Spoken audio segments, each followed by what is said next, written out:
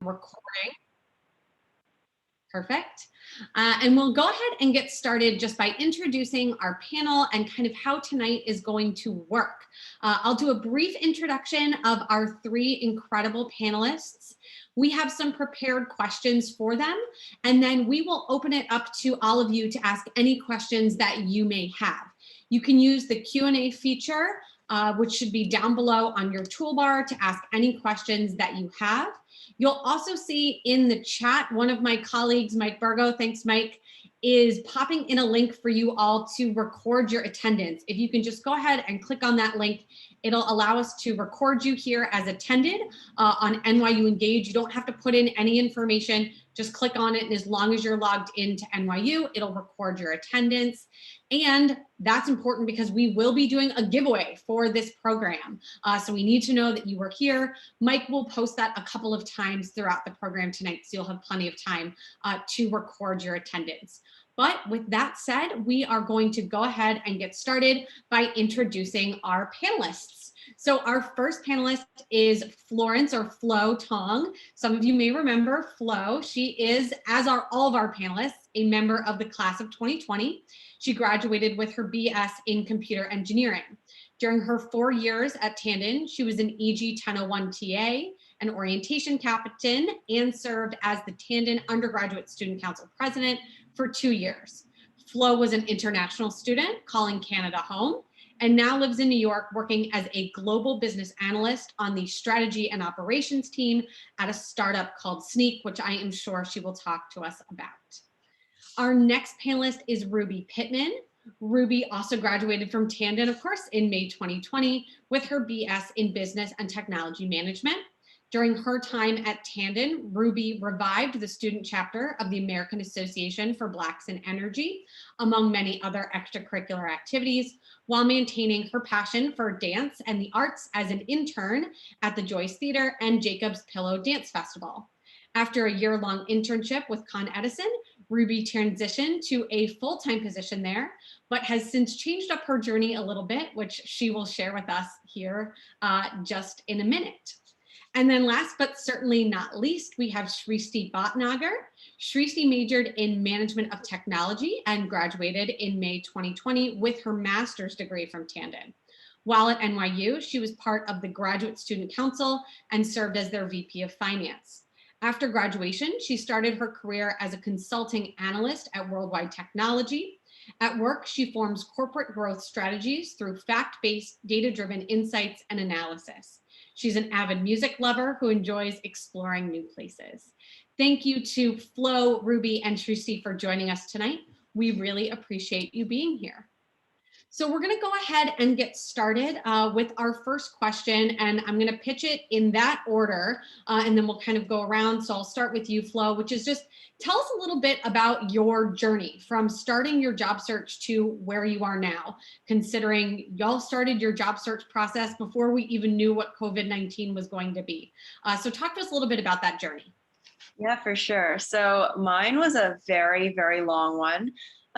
Much longer than I expected. And I'm someone who plans ahead as well. So I was kind of like, I'm going to have a job by Thanksgiving of senior year. It'll be good to go for my senior year.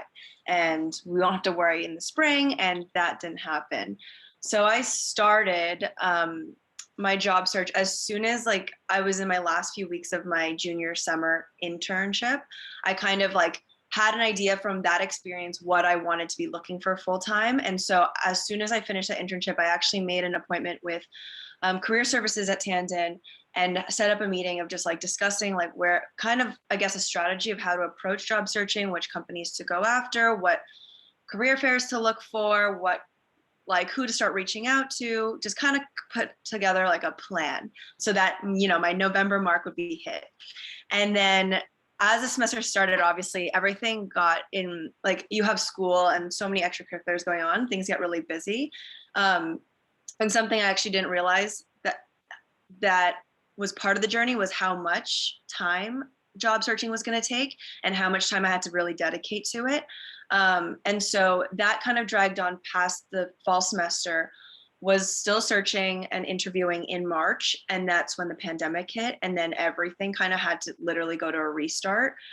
because companies were now on hiring freezes. There were like companies were laying off some people. There was restructuring going on. So kind of through the whole spring semester until I graduated, it was a bit of a struggle to job search and to interview, just because many companies were just figuring it out themselves as well.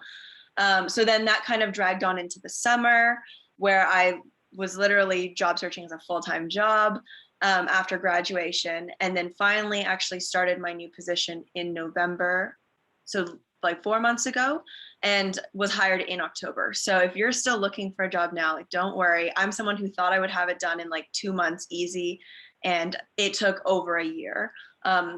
And it will come. It just is a matter of time when, you know, the puzzle kind of fits together and the right job comes along. Awesome. Thank you. So Ruby or Shristi, however you all want to go, just feel free. Yeah. Okay, sure. First of all, it's nice to be here. I'm picturing everyone in their different abodes tuning in. So yeah, I really feeling for all of you and really feeling what Flo just said. And I hope that we're all growing from this week. It's great that the week can still happen virtually. So yeah, from the start of my job search back in fall 2019, I feel like throughout the 3 years, there's this course preparation, there's preparation from, say, professors and potentially like internships. I did work throughout school, so there's definitely this, like, in getting the full-time job, there's maybe a course of action to take that involves in-person interaction or events and coffee chats. And I was really in the flow of doing that. And I'd say biggest difference between then until now is my bubble has expanded. I had all the different ways it's possible to find alignment with a job and to find a job, even though, yes, like the pandemic has revealed these shifts that have, as Flo was saying, have like restarted the whole process. So yeah, at the beginning of my search, I was really trying to find and searching and meeting people that aligned in either energy, especially having connected with professionals in the energy sector and seeing how close the sector is with where we're going in society and what will eventually like help us survive in the transition to clean energy, and really having interesting discussions with people. And that actually, I'd say that thread of meaningfully connecting with people in my journey and knowing that we're all going through this pandemic together, while it did reveal a lot of, I'd say, fluff in the career process, namely, say, experiences along the way where I found out, wait, like the short term and the optics of certain positions or certain experiences, it's like the pandemic revealed, okay, like people are busy or working inefficiently, or this company is really potentially drawing out behaviors that, hey, having the time in this pandemic and even the gift of time, realizing a shift had to happen. So now, really with the need for flexibility, for supporting my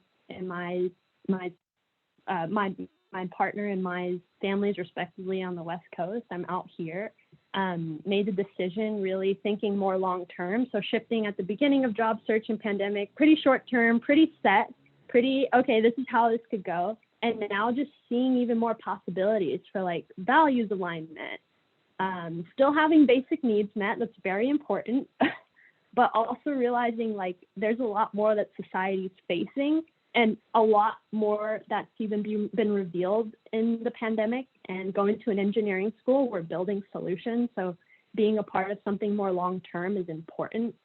And yeah, right now I'm in Washington State, as there's trees in the background.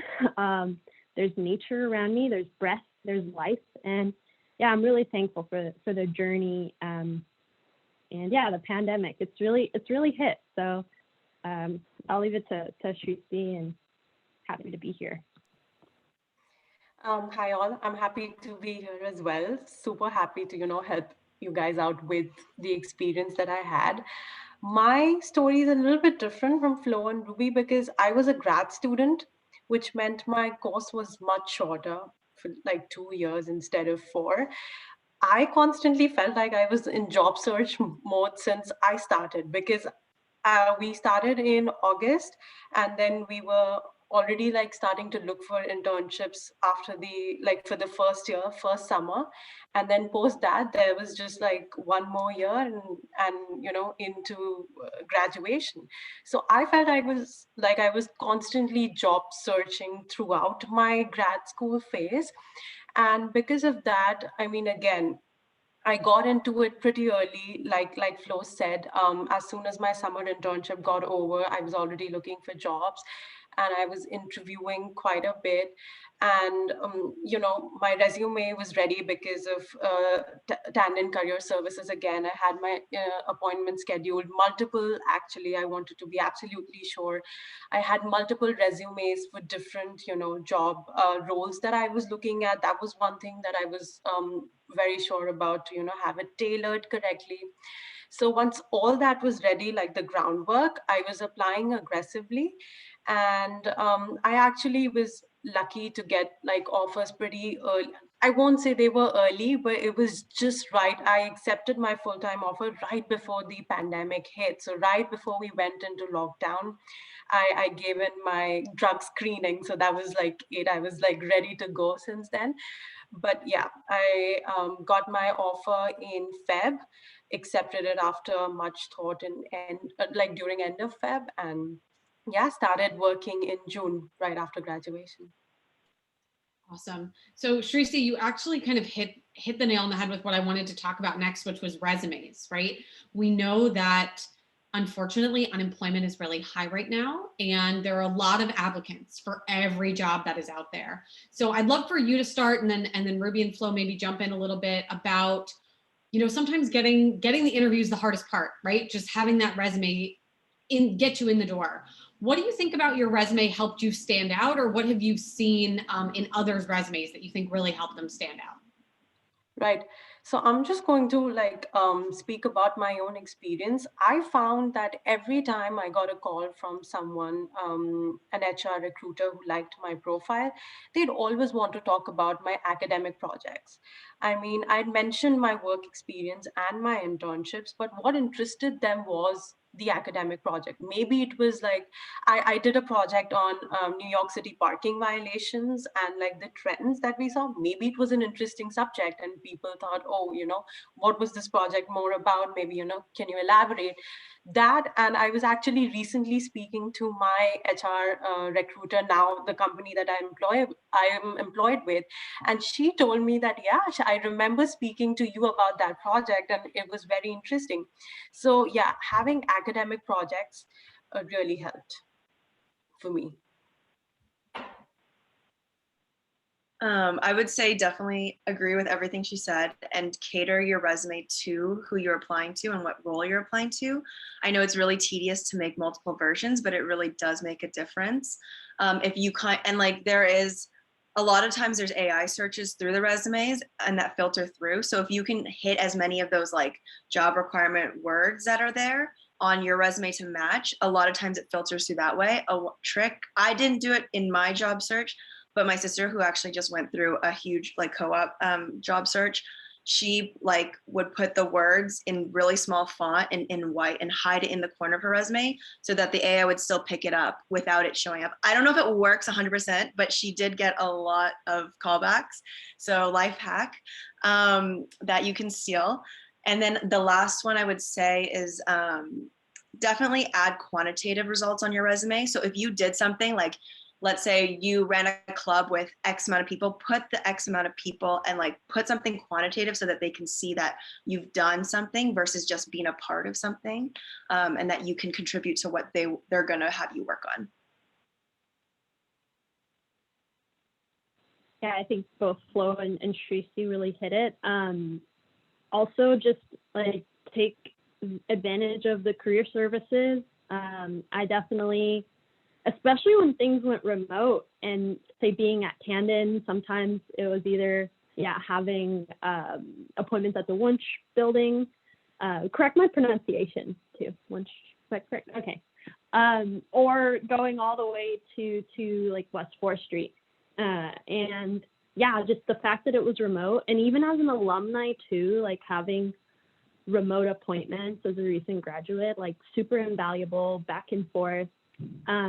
Also, just keep in mind like the connections you're making with professors or with professionals, and how from resume to even alignment with the position before you even apply, they may have extra time, or they may be wanting to support, say, the students that used to come to them after class in person. That same kind of interaction can happen online or over email. And I found it personally valuable as a recent graduate, because say the second half of senior year, these were not takeaways or anything. This happened after graduation. So if you could take advantage of what we're sharing now, like you're ahead of the curve, or however you're measuring your progress here. But one thing that was really helpful was doing like an info interview with one of my professors, my Professor Benzadrine. I asked him in a chat, like, you've seen me in 3 classes. So what kind of roles do you think I may be fit for? And that conversation, yes, the resume does happen along the way, but that conversation around fit and just having confidence that I'm going for roles that my professor who's had me in classes that align with the industries I'm going to, they not only were productive in that, we were having a conversation and reflecting, and I was really knowing, okay, like what kind of job or position I like, but they were also helpful. And for him, he was recalling who he knew, and just some insight about the roles in the fields that were out there. So that was really helpful. And I just, echoing Flo and Shristi, it's just super important to have the keywords and all that. And then same can go for pitch competitions or accelerators or incubators. Just knowing if you're creating your own job, or if you're creating your own company, finding aligned opportunities for your company and for the vision and for what you could see your company growing, even by like the support, not just maybe the capital that is provided. Awesome. I love that. And yes, thank you, Diana, for putting that in the chat for us.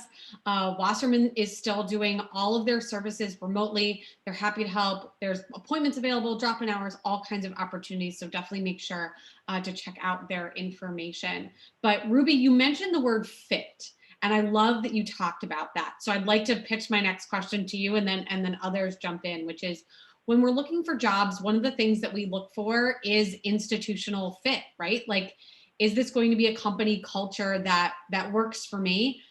How do you find that in a virtual environment? How did you determine if the company was a good fit or wasn't, given that you may not be able to interact with people who would have been your colleagues?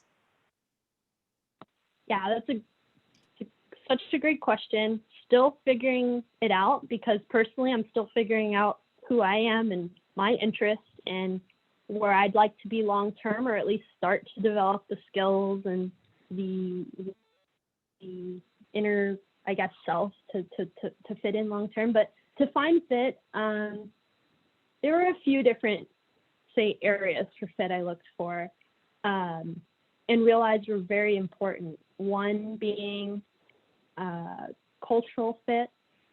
So really picking up, yes, when networking events, or when even just panels where people from particular companies or in particular fields I was interested in were on, just seeing and picking up on the soft skills and the nature of the work they're doing and how they talked about it. And even just seeing, okay, like, who has the bandwidth to answer my emails and my calls, or to help me in the time when we're all in need. And that being a real indicator for me of cultural fit. I'm a very giving person with my time. I try to make it work. And I'd like a culture like conducive to that, as well as conducive to, say, like pretty eager young people in a pandemic reaching out to me. And it's hard. It's very difficult. So cultural fit is one gauge. And then, yeah, gauging that by those moments of maybe it's not the coffee chat directly, because frankly, like someone may really want to refer you for a job, that it may be less about cultural fit and showing you that than it is about referring you for a job. So keep that in mind. But there's also a second prong, like one being cultural fit, the second being like the challenge in the industry and thinking where that industry is going long term. So looking at an energy company and really crediting my exposure to energy and the club that I was in, Abe, and really seeing professionals in this field thinking not only about, like what keeps the lights on today, but very, very, very long term with energy, like how important it will be to be in this field and be involved, especially as natural resources and as climate change is occurring. So I was like, oh, that's really interesting. And I found a fit even with like the mission of the industry.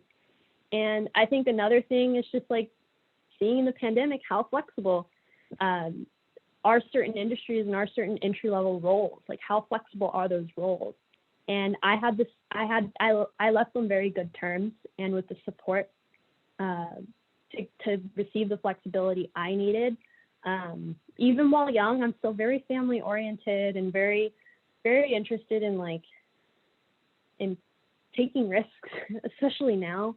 And my basic needs are met. So I won't encourage like starting a job, leaving a job just for the risk of it. But if your basic needs are met, and then knowing at Tandon you're equipped with other basic needs, i.e. challenge, cultural fit, as for this being like the Women in STEM Summit, being a woman in a workplace, considering like the challenges, and some challenges like can be really vetted before, say, joining a company as well, so that instead of like fighting, we're in an environment that encourages our growth from the beginning. And it's a very like important time that we have a great foundation for our work. So yeah, all of that really, really brought me to where I am now. And now I have a better gauge of the fit. So just to sum it up, cultural fit, challenge fit, industry fit, and then also just like that internal instinct that Tandon and just the wealth of knowledge you have about yourself and like where things are going, like all of that, tie it together. And that would be like how fit could be gauged for you. I would say, just to add on to that, to basically find that fit that Ruby was talking about, is having conversations with people within those companies that you're interviewing with, reaching out to alumni who just graduated and got the job that you are now looking for. If you won't know unless you have all these conversations, and you can tell from these conversations, how their experiences are, what their day-to-day is like, and then you can start to compare like different experiences across the board to really understand what a day would be like working there. Obviously, every role is different, but that's something that was really, really helpful through the process, was just even cold emailing people, cold messaging people, like, hey, I saw you graduated from NYU like 4 years ago. Now you work with this job or in this department. Would love to get like 15 minutes with you on the phone to like ask you a few questions about the job. You're not asking for a job and you're not asking for your resume to be pushed. You're just asking about their experience and what they like about the company, what they don't like. Try to get as honest of a conversation as you can. And then even maybe at the end, they'll be like, let me escalate your resume. Don't go into the mentality with like, I'm trying to like get my resume in your face. It's just about having conversation and understanding what the culture is like and what the role is going to be like. I'm actually going to pick right up there, Flo. That's exactly what I did. So by the end of the job search before graduation, I had two competing offers. We'd already gone into lockdown, so it was kind of hard to determine which one to take, because I had done all my interviews online. So I'd never been into office, right? So I didn't know what the culture was going to be like, how the people are. I just met the people that I'd interviewed with. Most of them were already like not in New York. So I'd not met people from my office. That's exactly what I did. I actually found a couple of NYU alumni who worked for both companies. I spoke to them. Most of them were like very responsive, very quick, and had conversations about like basic things like, oh, so, and also like I was looking for a job in consulting. So um, uh, the whole environment really matters in consulting firms as well. So just talking about, okay, how's the workload? Is there a good work-life balance? Because all that is really important. We were going through like a pandemic, and so just having conversations with people. I reached out to people on LinkedIn. So yeah, go ahead, do that, have conversations, because I think it's very important to find the right fit for yourself, because you can survive in a job for like a month or 2 or 3, but after that you need a place that feels like home. It can't keep going. Like a rough environment won't long last for you. Absolutely. Absolutely.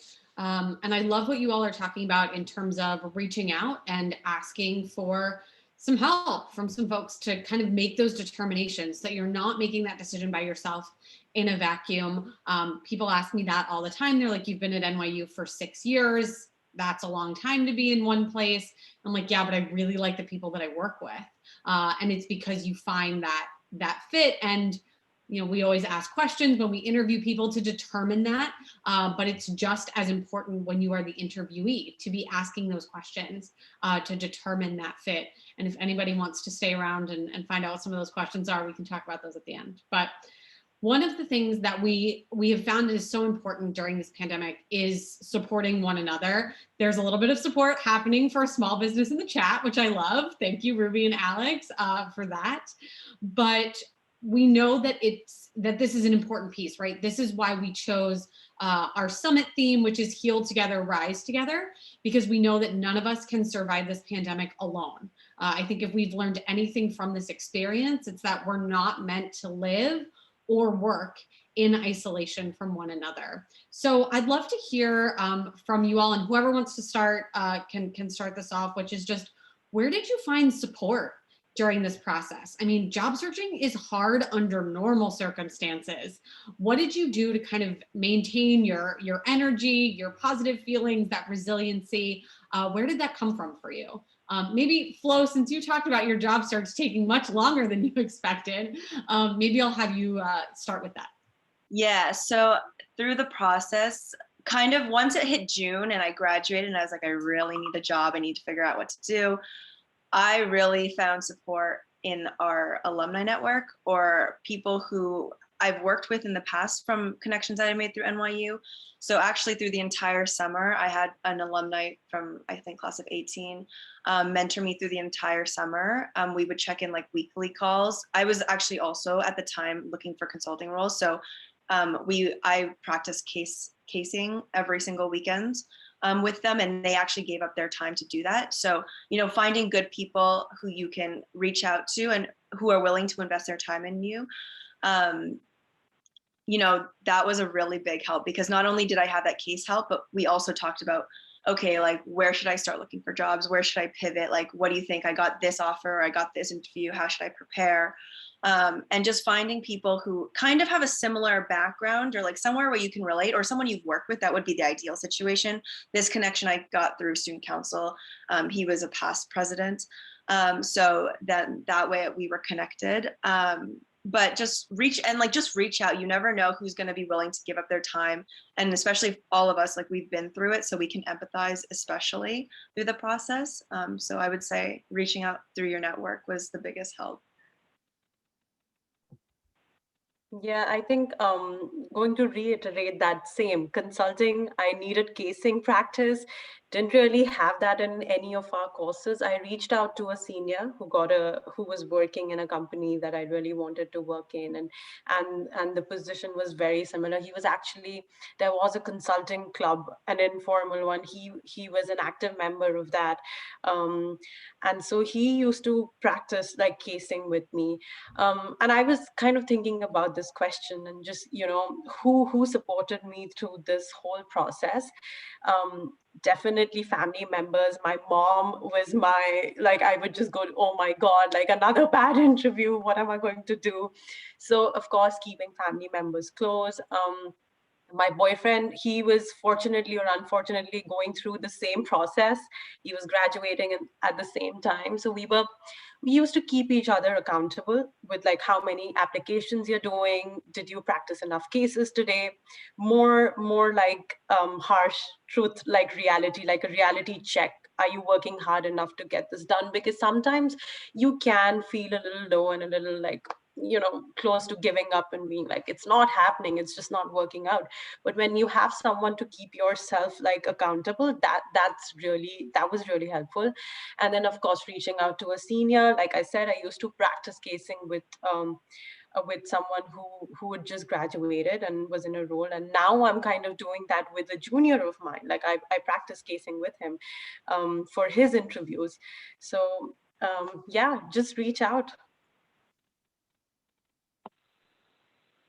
Yeah, I found support to really even just be able to think in this time, be able to like remember, hey, we went through like I went through 4 years of school where I was working on these projects, or at times I did feel like I could help solve the world's problems, or work with like really amazing people and have hope and optimism and all of that. And yeah, family, of course, like my grandma, for instance, like she had a lot of insight, especially just in the summer months, and just really even processing just a mass catharsis of like people realizing like injustices and just experiencing them, and really talking that out with someone older and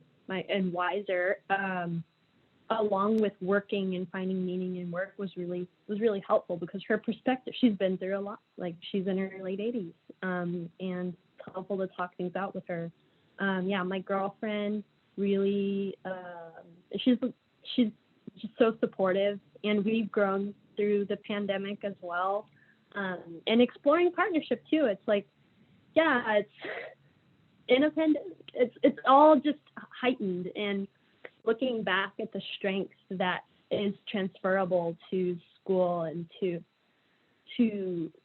being committed and to just thinking about other people, it's very great. And then yeah, keeping in touch with professors.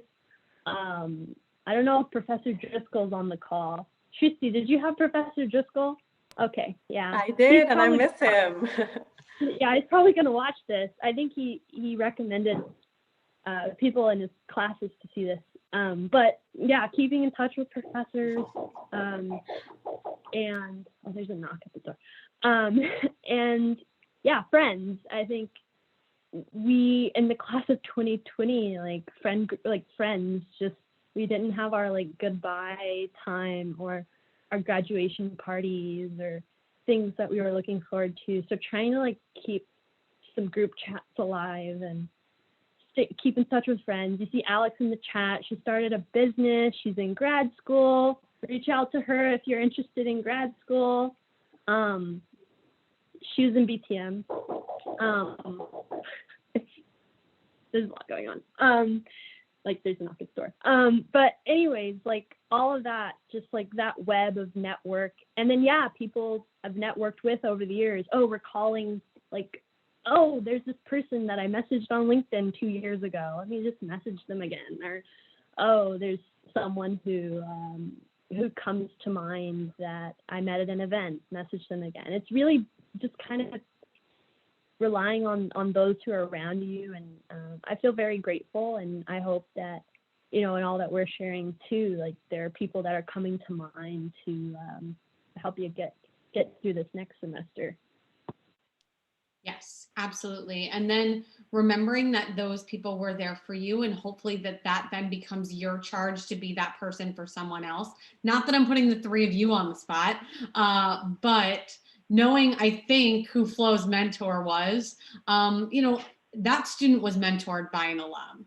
I've been around long enough to remember that, right? So then having him give that back to Flo will hopefully inspire her to give that to someone else. That is what keeps that going. And I would really encourage all of you on the call who are current students to reach out to that class of 2020. Nobody understands this job searching in the pandemic like them.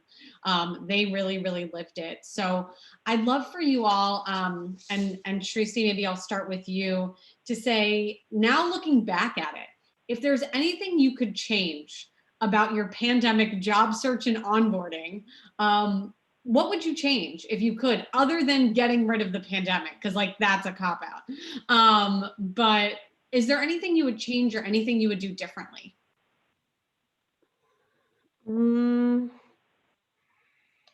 About the job search, I wish I was a little better with video interviewing, because that's a different skill than being meeting someone in person. And we went which was like this, like we didn't know that it was going to happen, and quickly that was something that I wish. Also, onboarding really never happened for me. I still haven't, I've seen my office, but like the building from outside, like a little kid who's just pointed to like my friends, hey, listen, this is going to be my office. So yeah, that for sure. Just the whole experience of meeting people in person, that has a lot to do with, because you're talking to them and you're working with them on a daily basis, but you've actually never seen them in person. So I wish I could at least start, and like at least 2-3 weeks of being in office would have helped, and then we could have gone to like this work from home mode. But yeah, practicing video interviewing skills, that, and then just for work, a real onboarding with like real life human interaction would have been great. I agree with that. Phone calls are much different than being in person.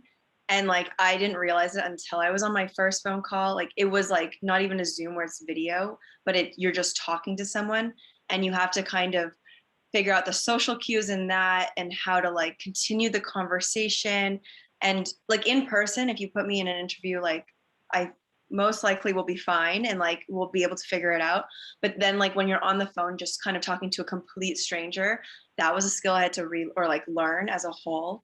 And then also I would say like how valuable networking, again, bringing that back up, and how valuable reaching out was. I was really scared to be doing cold calls and like reaching out to people I didn't know. I just like have like kind of imposter syndrome, or like I was intimidated, and like I was like, they're not going to respond, or they're not going to like think I'm like serious. Literally just reach out. Like the worst can happen is they can say no or not answer, and you move on. So reach out to as many people as you can, and ask about their experiences, because those conversations were so valuable. Yeah, and then on the vein of like reaching out, also just like getting the message out there. It doesn't have to be perfectly crafted. I think personally, I spend so much time like writing out the email or doing the background research to mention certain things, and which is still valuable. It's still valuable to get to know people in different ways, but like just kind of getting out the base message, and also knowing people are busy and working and really going through a lot, that it's even harder to understand because we may only have that phone call period versus like this time in person with them. So knowing that a short message can go a long way, I think, is something that I would have told myself. And also just knowing, like thinking longer term, taking my time, knowing that a lot of jobs, again, like the job market is what it is, and also creating jobs is also what it is. The startup world is also just competitive, but also there are resources and there are needs that are still unmet. There's needs that are still unmet. There are resources that are still out there. So really just, I would have told myself, like, take my time, think a little longer term than what I'm told is the way to go or the way to network, or someone else's method of finding value in their work. And yeah, no regret.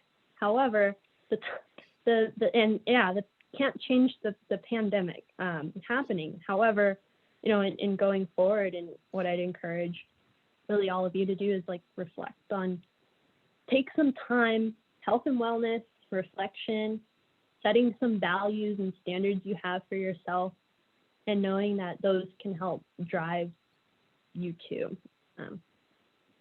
Awesome.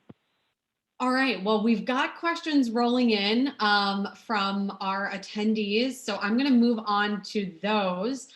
So if you're out there and you have questions, now is definitely the time, get those into the Q&A. We're gonna try to keep this to the hour-long mark to respect our panelists' time. So we will start, honestly, actually where Ruby just left off, which is, what are some non-academic, like non-career related things that you did to maintain your mental wellness as you navigated this process? You know, other than talking to alums or talking to faculty, what did you just do for you? Yeah. Hi, Rose. So I took and I'm still taking this like sabbatical from certain news outlets and social media. And I think there's a lot of value in social media and in the space of sharing. But for right now, I just know like there's little I have to share. And at the same time, I just realized there's a lot out there. And especially like, I guess having maybe minds like we have, where it's like we want to learn things, and there's a lot of info and there are trends and takeaways, and everyone really has a lot of advice in business and tech right now. It's like kind of taking just inventory of how many things are like feeding my mind, and having more of like a low info diet. And then on top of it, like stretching was really important. My friend actually, she's a dancer, and I'm a former dancer, and she started this like startup, she started a business where like she leads 5-minute stretch breaks every day. I'll link it too. Another woman-owned business to support. But that's been really helpful. And then yeah, stretching like has been very, very helpful. Low info diet and stretching, really great. I would say like taking the time to find new hobbies, or do those things on your to-do list that you never do or push away because we were always like in a marathon. I feel like luckily, like the pandemic, after we graduated, it was summer.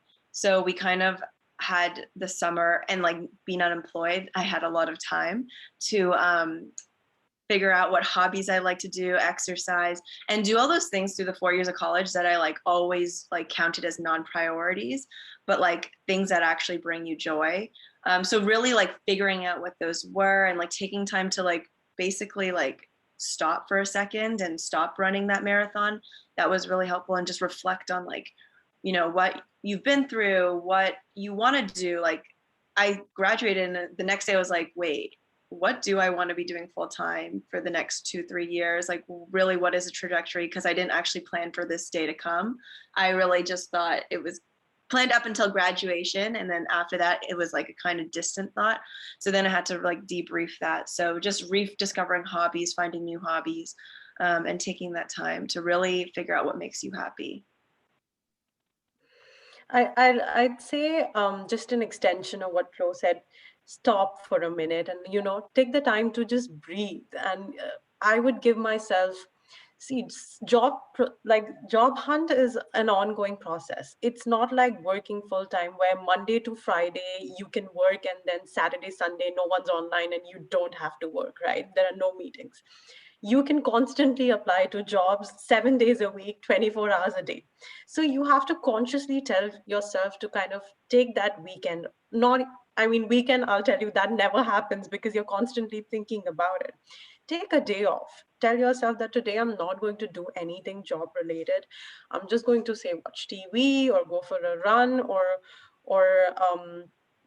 do some kind, like I'm a plant mom, so gardening, read, talk to friends, like take a day off, because you'll get burnt out if you don't. Like take breaks so that you come back with like renewed enthusiasm and like a more positive lookout to this whole thing, because it's very stressful. You apply to like 200, 300 jobs and you're constantly getting rejections, and you're actually ultimately waiting for that one acceptance letter or that one offer letter. So it is a very demoralizing process, especially in the pandemic when you're not like meeting people too much. So take a day off and take that time off consciously every now and then, so that you're making yourself, giving yourself a break, both mentally and physically. I love that. And on that note, Shristi, maybe you can expand on this. One of the questions that we got, which is, how did you cope with and push through rejections? So either unanswered emails, job applications that said thanks but no thanks. How did you push through that? I kept reminding myself that it's going to happen. Like I have had like on campus jobs, I've been a student leader. I am definitely employable. All of us got into school, we are all employable. And there are tons of jobs. We just need, it's a little bit of luck, a tiny bit of luck too. So the stars have to align a little bit too. So I know that you're right now, if you're looking for a job, you're putting in your 100%. And but give luck that a little bit of leeway. I would tell myself, hey, I'm employable. It's, if not today, if not this email, not this position, tomorrow I'm going to find something. So I kept telling myself that it's going to happen. And I also, rejections can be demoralizing, but go on LinkedIn. There are like so many jobs that you'll see that new positions will come up. So keep telling yourself that, hey, this was not meant to be. It meant to be, it was for the better. You're going to get a better fit. And trust me, that happened with me. And it happens with most people, like all my peers who graduated and ended up finding jobs. Sooner or later, they found the right fit. So just keep telling yourself that it's going to happen. Yeah, 100% agree with that. It's like a puzzle that, like, not only are you looking for the right job and that's going to be suitable for you and your career growth, but they're also looking for someone to fit in their puzzle piece and their culture. Like, you might be perfectly qualified, but like maybe something like in your interview just kind of, you weren't going to be a fit for the team. It's not, again, it's not your qualifications. It's not how good, it's not about it. It's not you personally. It's just they're looking to find a fit for their puzzle, and you should be looking for a fit for your puzzle as well. And sometimes it just doesn't match.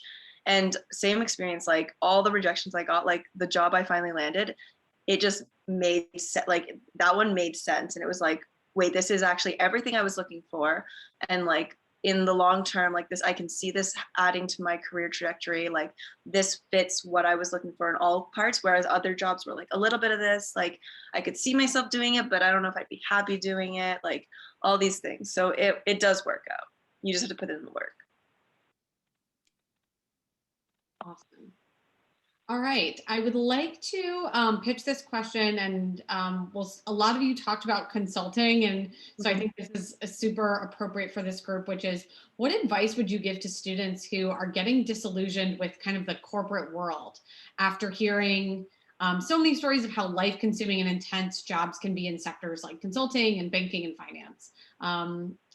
What would your response to that be?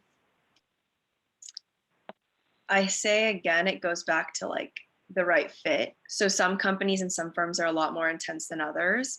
And you'll learn that kind of through either if you've interned with them over the summer or with people that you've reached out to, like through the interview process. You're going to talk to HR, you're going to talk to different managers. You try to reach out to different people who work there and who work on those teams and get a feel for it. I would say it depends from project to project, firm to firm. Not all corporate is the same.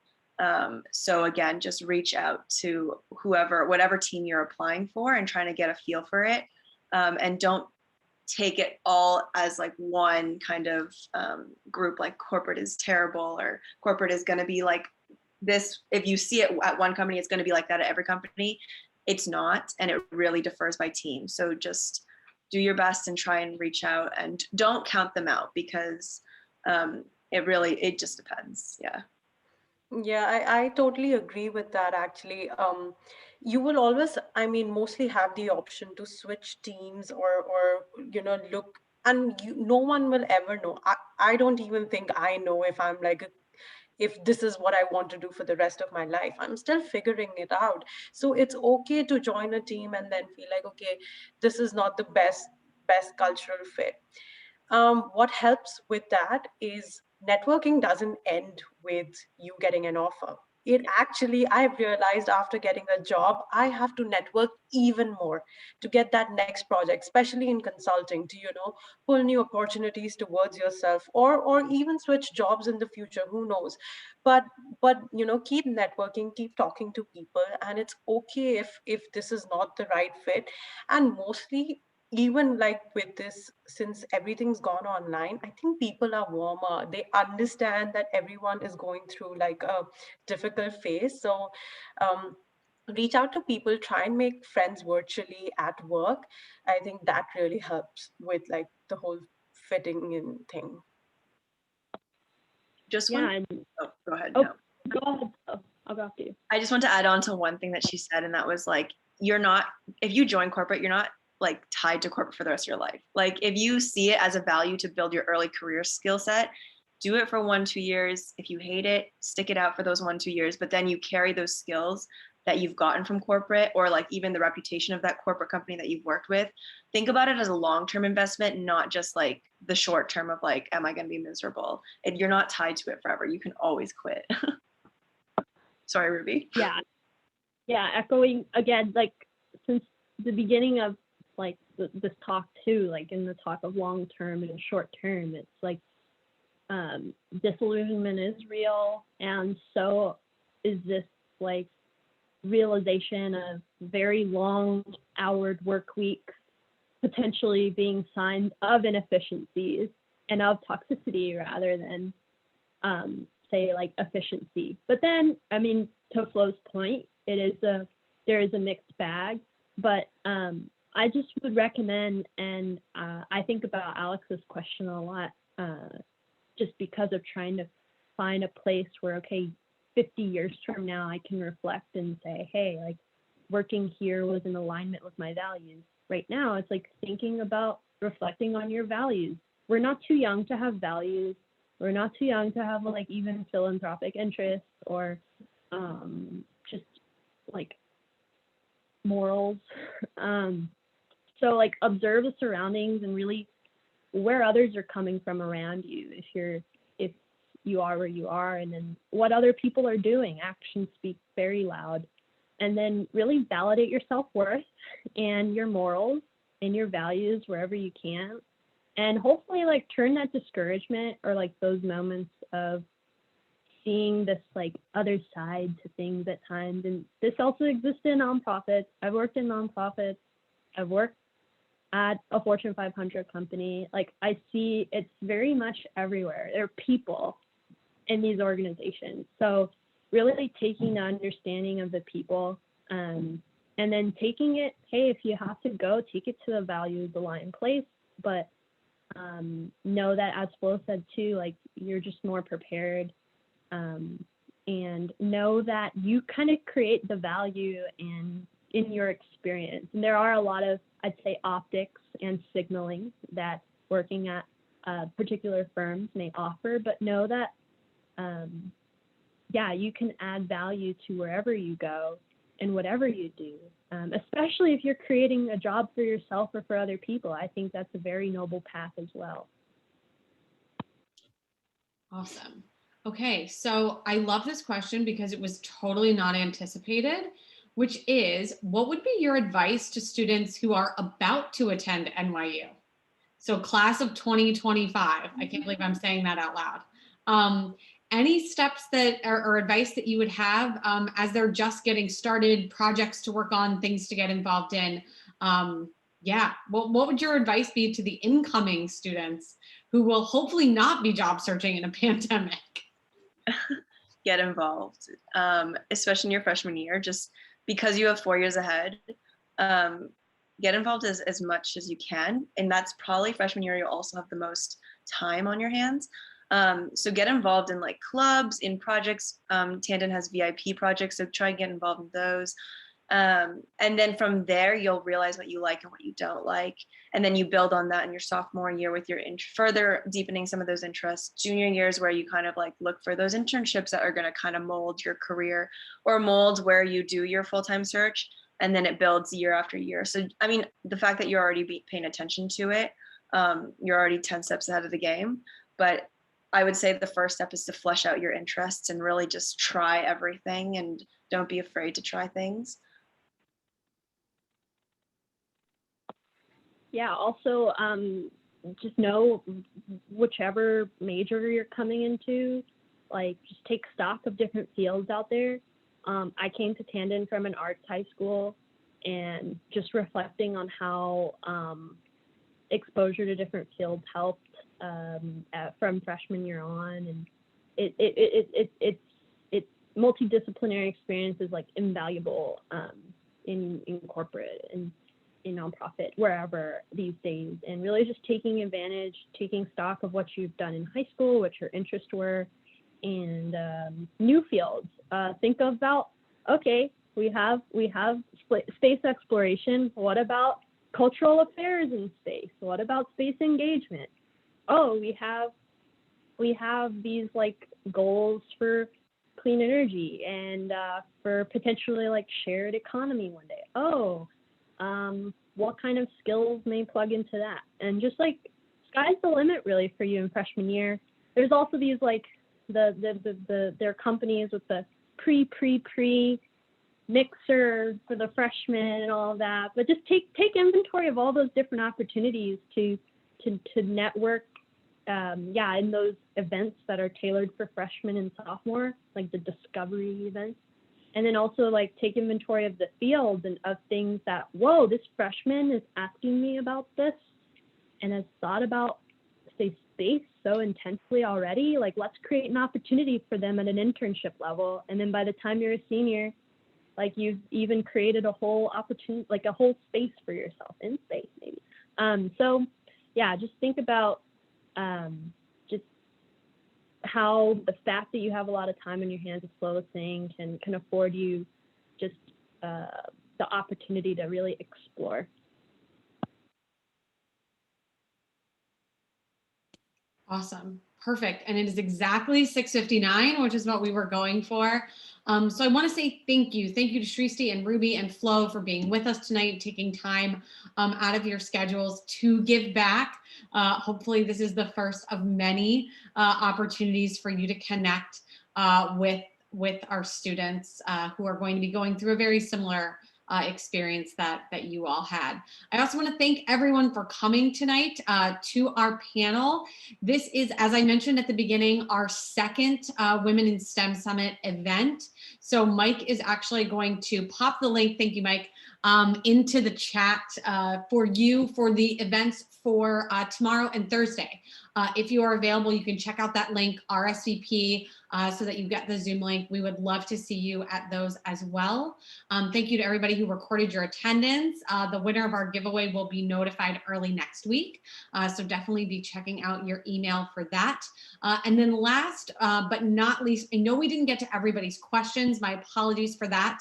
But I did promise our panelists would be done at 7. So I will invite them, if they're comfortable, to share their contact information in the chat now, so that if you want to reach out to any of them individually, you're welcome to email them or connect with them on LinkedIn. I know that's very big. I don't really use LinkedIn because I'm older than y'all, but I hear it's great.